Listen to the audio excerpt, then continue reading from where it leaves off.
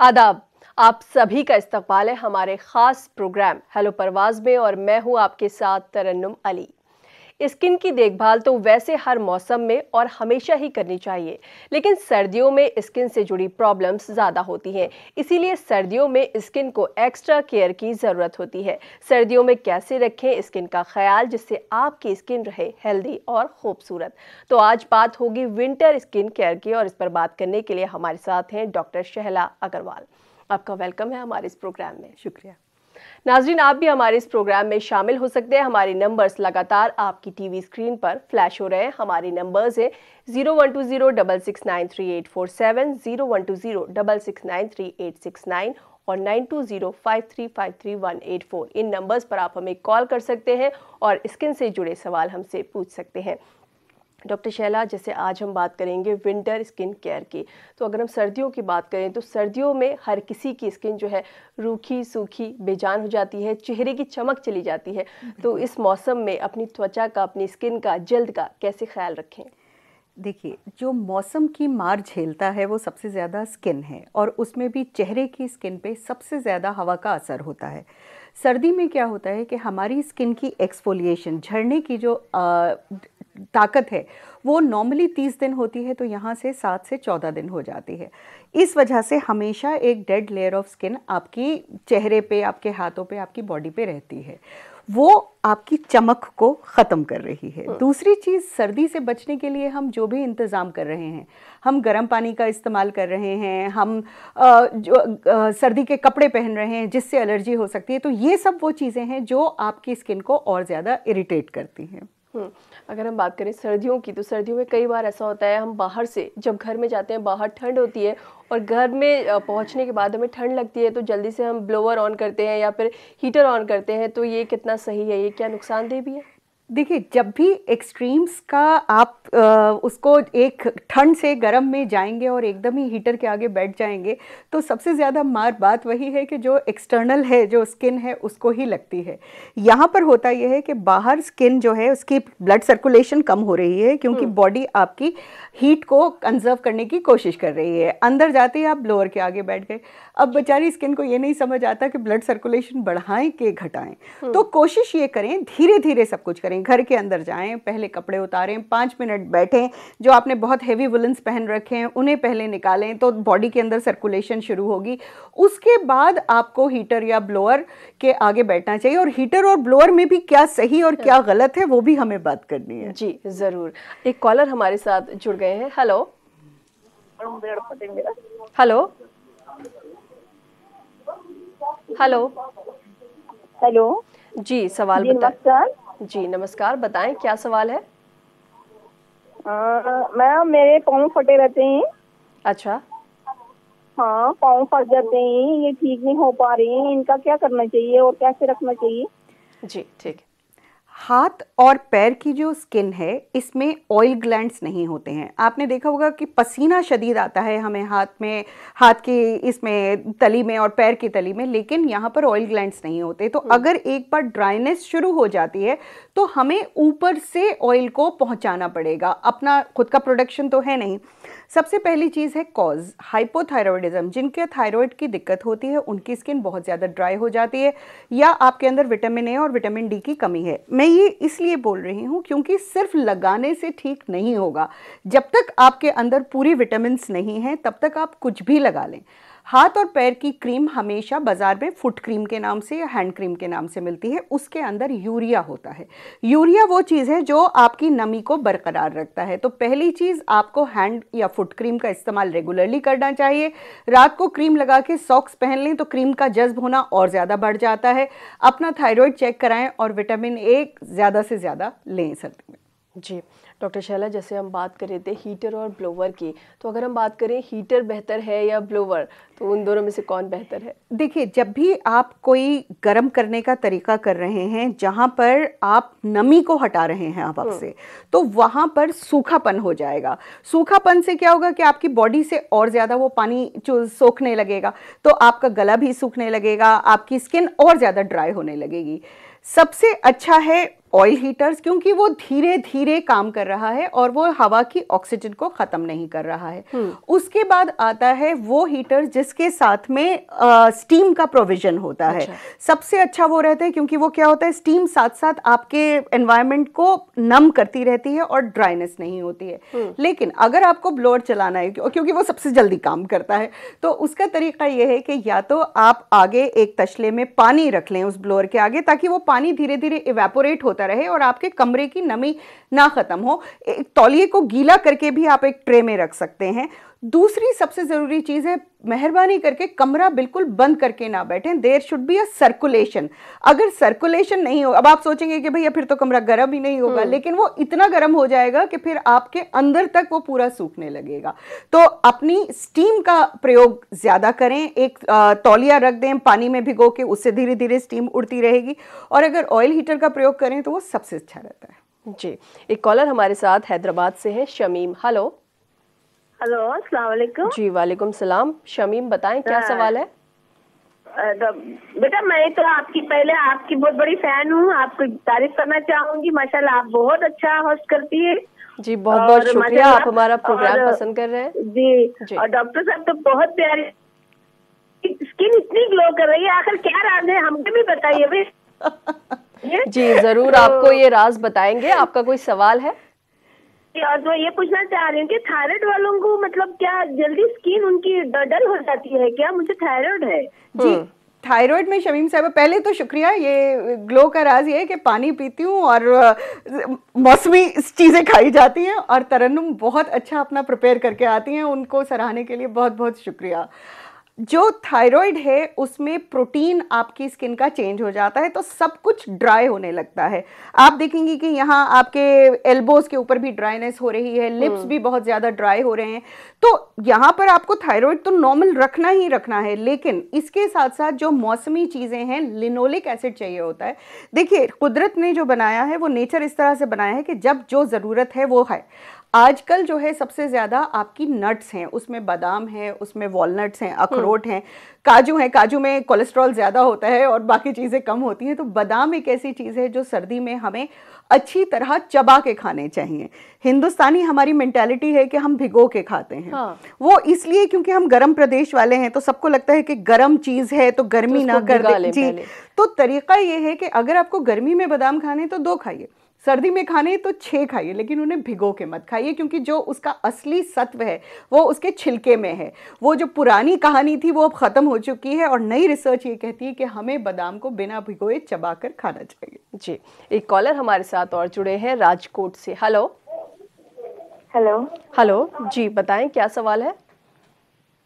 हाँ, मेरा सवाल ये है कि स्किन तो फटने का और वो सब होता ही है, बट मैं ये कहना चाहती हूँ कि पिंपल्स भी हो जाते हैं और उसके दाग भी होते हैं बहुत, तो उससे कैसे छुटकारा पाया जाए? जी, देखिए, स्किन अपने आप को बचाने की कोशिश करती है। तो जब स्किन एक्सेसिवली ड्राई होने लगी है तो एक रिएक्शन है अंदर से कि वो ऑयल ग्लैंड्स और ज़्यादा ऑयल प्रोड्यूस करेंगे ताकि वो बैलेंस बना रहे। अब ऑयल ग्लैंड्स क्या हैं? ऑयल ग्लैंड्स हैं सेबेशियस ग्लैंड, जिनसे एक्ने होने लगता है, और एक्ने के लिए अगर आपने कुछ नहीं किया तो वहाँ पर फिर दाग होने लगते हैं। तो सबसे पहली चीज़ ये है कि अगर आपकी स्किन ड्राई है या ऑयली है, आपको मॉइस्चराइज़र का इस्तेमाल करना ही करना है।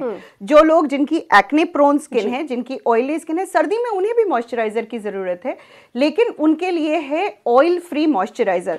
देखिए, बात सुनने में लगती है ऑयल फ्री मॉइस्चराइज़र, पर हर कंपनी का अगर आप जाके बोलेंगे कि मुझे ऑयल फ्री वाला मॉइस्चराइज़र दे दीजिए, वो आपकी स्किन को नम करेगा लेकिन आपके ग्लैंड्स को स्टिमुलेट नहीं करेगा। दूसरी चीज़ जो निशान रह जाते हैं उसके लिए विटामिन सी की लोकल एप्लीकेशंस बहुत माफिक आती हैं, तो आप अपने डॉक्टर से पूछ के उनको ज़रूर इस्तेमाल कीजिए। जी, एक कॉलर हमारे साथ हैं कश्मीर से, आरिफ। हेलो।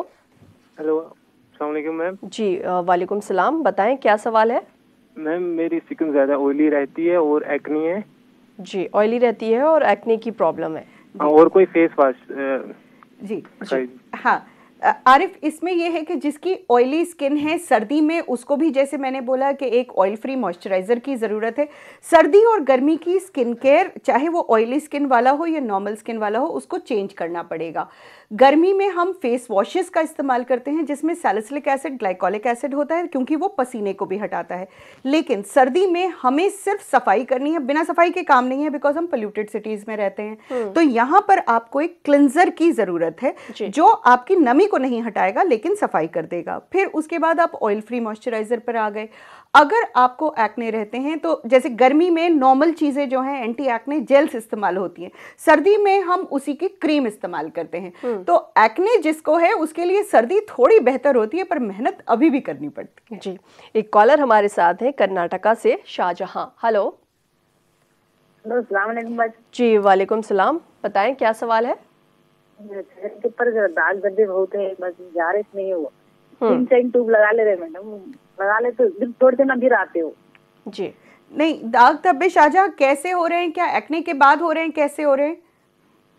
ये पूरे स्किन को धब्बे पूरे पड़ जा रहे हैं मैडम, साफ था पहले, पूरे चेहरे पर पड़ जा रहे हैं। देखिए, वजह हमें ढूंढनी पड़ेगी। क्या वजह धूप में ज्यादा जाना है, क्या वजह कोई अनीमिया है, थायराइड है, क्योंकि आप ट्रीट क्या कर रहे हो। आप जो है जो धब्बे हैं उसके लिए मैं आपको दवा बता दूं, ये कोई भी डॉक्टर बता दे, लेकिन अगर आपका खान पान सही नहीं है, आप इनफ पानी नहीं पी रहे हैं, आपके अंदर किसी न किसी चीज की कमी है, तो फिर वो धब्बे आते चले जाते हैं। तो इसलिए सबसे जरूरी है कि बजाय, देखिए ओवर द काउंटर जो क्रीम्स मिल रही हैं, आप केमिस्ट के पास गए, आपने बोला जी धब्बे के लिए एक क्रीम दे दीजिए, ठीक है, आपने लगा ली, एक बार ठीक हो गया, फिर भी चलता है। हाँ। लेकिन अगर फिर वही चीज आप बार बार लगा रहे हैं तो ये तो सोल्यूशन नहीं हुआ। और ज्यादातर ये जो क्रीम्स होती हैं इसके अंदर स्टीरॉयड होता है।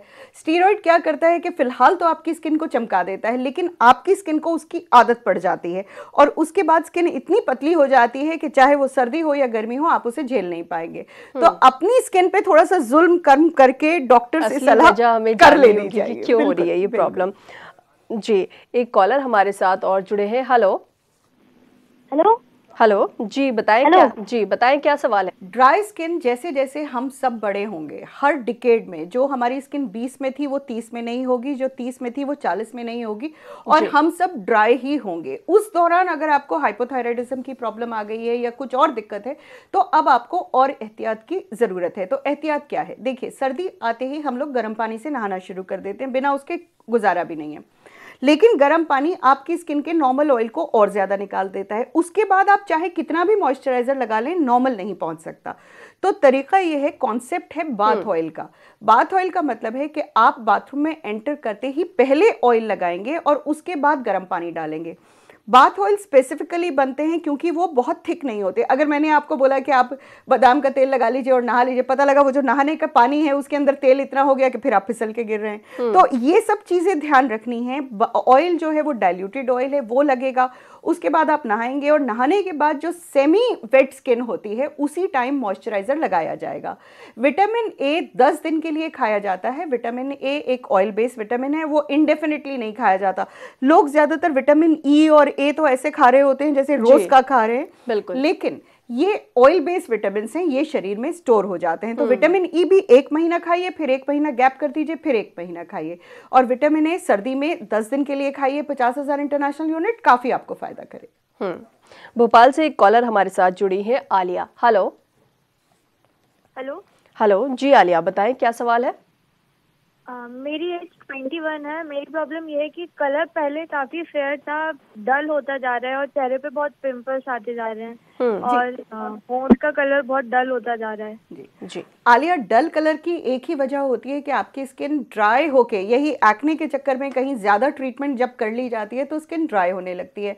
और स्किन जब ड्राई हो जाती है तो उस ड्राई का मतलब है एक लेयर ऑफ डेड सेल्स आपकी स्किन पे है जो आपको ग्लो को खत्म कर रहा है। तो यहाँ पर आपको पहले तो एक अच्छा सा फेस वॉश इस्तेमाल करना है। उसके बाद कोशिश ये करनी है कि ऑयल फ्री मॉइस्चराइजर्स, उसके साथ मैं आपको विटामिन सी की बात कर रही हूँ। मेरा सबसे बड़ा आपको ये एक एडवाइस है कि एक बार किसी डर्मेटोलॉजिस्ट से मिलके अपनी स्किन दिखाएं, क्योंकि अब आप 21 की हो गई हैं तो एक्ने की एज चली गई है। तो ये वो टाइम है जब आपको एक्ने से नॉर्मल की तरफ जाना है। लगता है किसी वजह से हमारा इनसे राब्ता नहीं हो पाया। डॉक्टर शैला, जैसे सर्दियों में बहुत ज़्यादा लोगों को हेयर प्रॉब्लम होती है, ड्राई हो जाते हैं, डैंड्रफ ज़्यादा हो जाती है, तो ये किस वजह से होती है? डैंड्रफ भी वही चीज़ है कि आपकी स्किन फ्लेक ऑफ हो रही है। 2 तरह की डैंड्रफ है, ड्राई डैंड्रफ और ऑयली डैंड्रफ।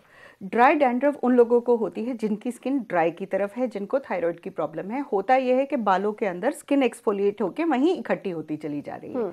ऑयली डैंड्रफ उनको होती है जिनकी ऑयली स्किन है, तो यहाँ पर डैंड्रफ इकट्ठी हो तो रही है पर वो ऑयल के साथ मिलके और ज़्यादा इरिटेशन कर रही है।